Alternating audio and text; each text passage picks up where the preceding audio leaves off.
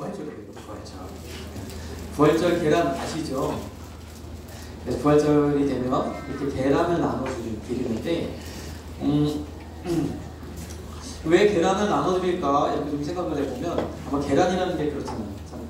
이게 이제 알인데 여기에서 병아리가 태어난단 말이죠. 참 신기하게도. 물론 뭐 유전 아니어야 되지만 어떻게 보면 되게 단순한 그 모양을 가지고 있고 구조를 가지고 있는데 여기서 참 복잡한 그 생명이 태어나잖아요.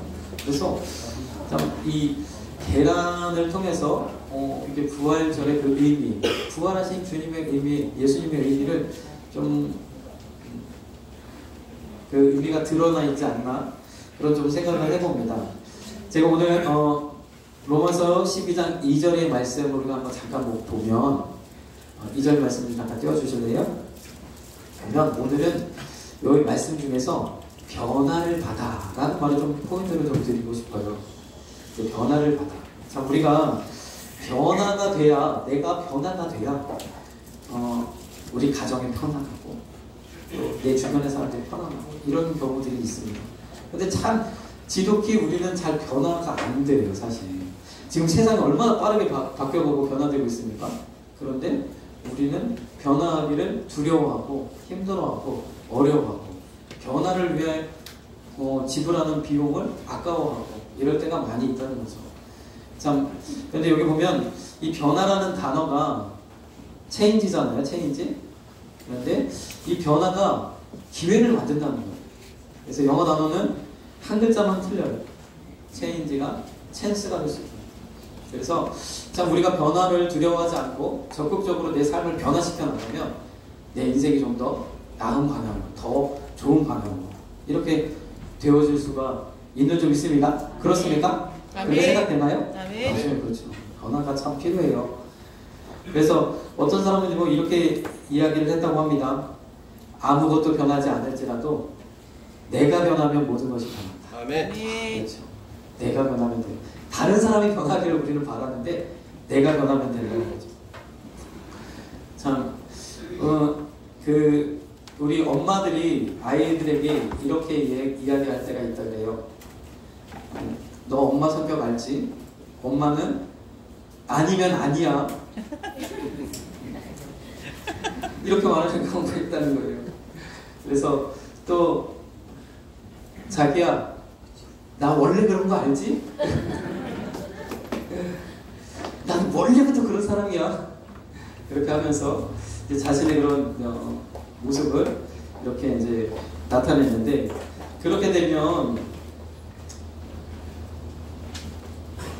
점점 내 주변에서 사람들이 멀어진다는 거예요. 나는 왜 내 주변에 사람이 없지? 이렇게 하지만 변하지 않는 나의 모습 때문에 주변에 사람들이 멀어진다는 거죠. 점점 자녀들도 점점 자기 시간 갖고 엄마하고 자꾸 사이가 멀어지고 또 안타깝지만 남편도 자꾸만 자기 시간 갖고 사이가 멀어지고 이렇게 될 수 있다. 그래서 우리가 자꾸만 이제 변화가 되어요. 남자들도 마찬가지죠. 아들 내게 불러다 놓고 야 아빠는 말이야 옛날에 이랬어. 아빠는 학교 다닐 때 어떻게 다니는 줄 알아? 십리길을 걸어 다녔어. 아빠는 군대 있을 때 어떻게 했는 줄 알아? 이랬어. 이렇게 막 장황하게 늘어놓기 시작하면 이제 아이는 이해도 되지 않을 뿐만 아니라 아 우리 아빠 꼰대다 이렇게 이야기한다는 거죠. 그래서 참 우리가 변화되기를 원하는데 지금 지독하게 변하지 않아요. 그래서 그로 말미암아 여러 가지 이제 문제들을 우리가 갖고 있다는 거죠. 그런데요, 이 변화라는 측면에서 온 인류에 어마어마한 변화를 주신 분이 한 분 계세요. 네, 제가 그분을 한번 좀 소개를 시켜드리길 원하는데 여기 사진에 빈 무덤이 있습니다. 빈 무덤 사진을 좀 올려주세요. 빈 무덤이 있어요. 자, 예수라는 사람이 이 세상에 실존하는 인물이었다는 것에는 이견이 아무도 없어요. 다 예수라는 사람은 실존하는 사람이었다고 알고 있어요. 우리가 뭐 공자, 뭐 맹자 다 실존하는 인물로 알고 있잖아요. 그런 여러 가지 증거들과 그런 문헌들 이런 것들이 있기 때문에 실제로 존재하는 사람이라고 우리는 믿죠. 예수님도 마찬가지. 실제로 존재하는 분이라는 걸 부정하는 경우는 없어요.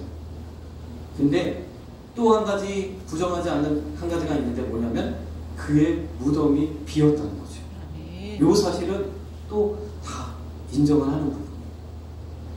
성경에도 이 예수님의 부활에 대한 이야기를 시작할 때 무덤이 비었다고 그랬어요. 여인들이 예수님을 장사하고 이제 그 예수님을 찾아가서 향유를 바르고 이런 이제 장례 절차를 좀 진행하려고 찾아갔더니 무덤이 텅 비어 있는 거죠. 그래서 빈 무덤이시라고. 그랬더니 예수님은 십자가에 못 박았던 그 모든 일을 주도했던 그 무리들은 돈을 주고 시켜서 저 제자들이 시체를 훔쳐갔다. 막 이렇게 이야기하고 이 시체에 대한 왈가왈부하는 여러 가지 이야기들이 있을 뿐이지 분명한 건 무덤이 비었다는 거죠. 내 성경에는요, 이 무덤에 들어가셨던 그분이 죽음을 이기시고 사망을 이기시고 살아나셨다고 해요. 아멘. 어마어마한 변화죠. 이 변화로 말미암아 온 인류에 엄청난 일들을 하셨어요. 이 예수님이 이 땅 가운데 오셔서 아무런 힘이 없이 그냥 도살장에 끌려가는 그 송아지처럼 뚜벅뚜벅 십자가의 길을 가셨다가 그냥 거기서 죽으셨어요. 맥없이. 그랬는데 3일 만에 부활하심으로 하나님의 아들이심과 온 인류를 구원하신 그 구원자가 되심을 확증하셨어요. 아멘. 우리가 찬양을 좀 한 장 드렸으면 좋겠는데 바로 그가 오신 이유가 찬양. 우리 옛말에도 보면 지는 게 이기는 거야 라는 말이 있잖아요. 야, 이 말 정말 성경적인 말인 것 같아요. 우리 주님이 십자가에서 지는 줄 알았어요. 그 예수님을 따르던 모든 사람들이 이게 끝난 줄 알았어요. 그런데 3일 만에 부활하셔서 놀라운 일을 행하셨거든요.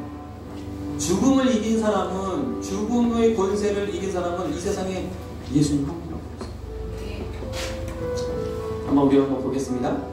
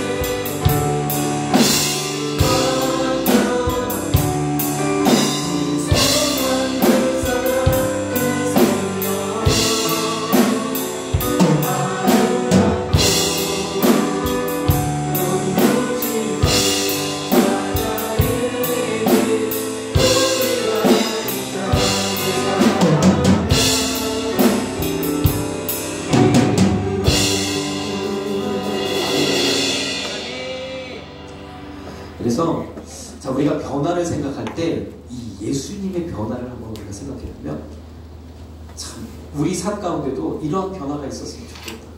과거에 늘 옛날에 나는 이랬어. 과거에 나는 이렇게 힘들었어. 여기에 항상 머무는 게 아니라 완전히 탈바꿈해서 미래를 향하여, 앞날을 향하여 우리가 힘차게 도약하는 저와 여러분들이 간절히 소망합니다. 성경에 보면 이렇게 예수님 성경대로 부활하셨다 말씀하는 거죠. 또 우리도 예수님처럼 부활하리라 이렇게 이야기하고 있습니다.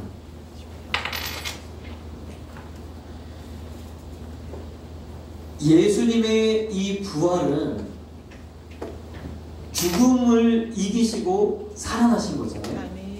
우리 삶 가운데도 이런 은혜가 있길 원하는데 이 예수님이 살아나셨던 그 상황들을 좀 보면 좀 특이한 면들이 있습니다. 무엇이냐면 예수님이 이제 부활하셔서 늘 자기를 따르던 사람들, 제자들을 만났어요. 만나는데 예수님을 못 알아보는 거예요. 요한복음 20장 14절 15절에도 보니까 마리아와 여인들이 예수님을 찾으러 왔어요. 예수님을 보러 왔는데 무덤이 비어 있었거든요. 그런데 그곳에서 부활하신 예수님을 만났어요. 그런데 이 예수님이 서신 것을 보나 예수인 줄 알지 못하더라. 그 예수님이 동산지기인 줄 알고 우리 예수님 시체를 어디다 옮겨놨습니까? 옮겨놓으셨으면 좀 알려주세요. 이랬다는 거죠. 참 신기하죠? 그동안 그렇게 예수님을 바라보고 예수님을 따랐던 그들에게 예수님이 부활하셔서 나타나셨는데 뭔가 예수님 같으면서도 아닌 것 같으면서도 깊고 눈빛이 뭔가 힘이 있고 우리가 그런 모습들을 상상할 수 있잖아요. 우리도 마찬가지죠. 늘 피곤해 지쳐있고 힘들고 찌들어있는 모습이 아니라 활기차고 또 에너지가 넘치고 이런 모습이 되길 원하죠. 아멘. 우리도 정말 그렇게 살아가길 원해요. 아멘. 그런 사람들이 사실 또 성공할 수 있죠. 아멘. 우리 예수님을 보니까 그런 모습이었다는 거예요. 여기만 그런 게 아니라 누가복음의 24장 또 14절, 13절 또 16절 보면 엠마오라는 마을로 내려가는 두 제자가 있었어요. 예수님을 늘 따르던 그 두 제가 막 걸어가면서 예수님의 일어난 일들을 막 이야기하고 있어요. 근데 그때 옆에 한 분이 따라붙어서 같이 또 막 이제 동무 삼아서 이야기해보는데 이분이 예수님인데 알아보지 못하는 거예요. 여기 15절에도 보니까 서로 이야기하며 문의할 때 예수님이 옆에 계신 예수님한테 막 이제 물어보기도 하고 그럼 예수님이 자세히 가르쳐 주시기도 하고 이렇게 되어지는 거죠. 근데 저희와 동행하시나 저희의 눈이 가리워져서 그인 줄 알아보지 못하더라. 이렇게 됐던 거죠. 참 신기하죠. 그래서 우리의 변화 가운데도 이러한 변화가 좀 있었으면 좋겠다. 내 삶 가운데도 이렇게 좀 적극적이고 또 힘이 있고 에너지 넘치는 이런 삶이 되어지길 원하십니까? 네. 아멘. 정말 저도 그렇게 되기를 원해요. 자, 그렇게 되기 위해서는 방법이 있습니다. 예수님을 만나면 됩니다. 아멘. 부활하신 예수님을 만나면 돼요. 2000년 전에 오셨는데 그 주님을 우리가 어떻게 만납니까? 지금? 그런데 만나주시는 거예요. 예수님을 만났던 한 분이 있습니다. 누구냐면 바로 사도 바울이라는 사람이에요. 이 사도 바울이라는 사람은 어떤 사람이냐?